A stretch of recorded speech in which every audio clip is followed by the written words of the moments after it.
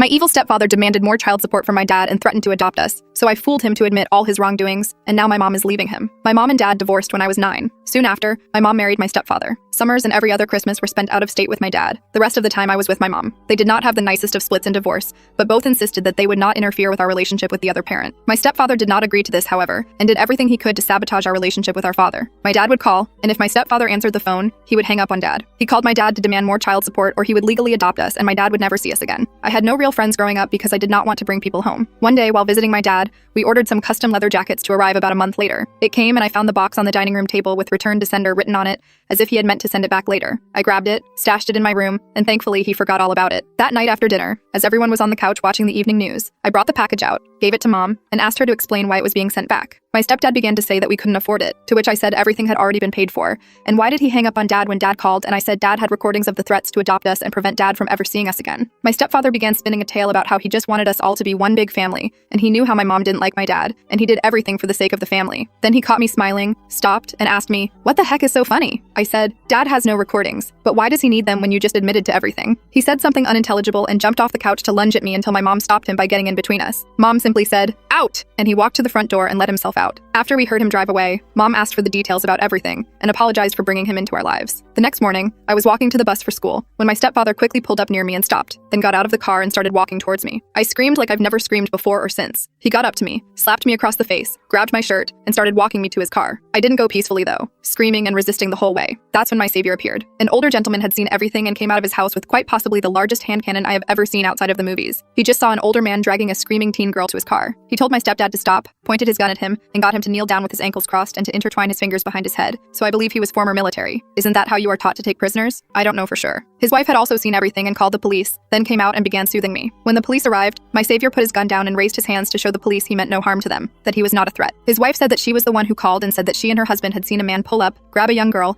and began dragging her to his car when they decided to interfere for my safety. I then confirmed the story but did not mention he was my stepfather. The police asked for IDs and noted that my student ID had a different last name and had no sign of the name my stepfather was calling me. At the time, I went by my middle name, but my student ID had my actual first name, and I had kept my original last name, so it was different than his, despite his attempt to claim he was my father, and was just disciplining me for something. He was handcuffed and taken away in one of the cars, while the other car drove me to school, where the officer went in and told the attendance office lady that I had been the victim of an attempted kidnapping, and that's why I was late. He later showed up after school to give me a ride home and stayed in the house with me until my mom got off work and came home. My brother, who was unaware of my day's adventures, came home and me, my brother, and the officer played video games until my mom got home. My mom and stepfather later divorced. When I was at school a couple of days later, my stepfather came by the house with a police escort and my mom's supervision and got his personal stuff. My mom was later able to get a restraining order against him for herself, me, and my brother. Haven't heard from my former stepfather since.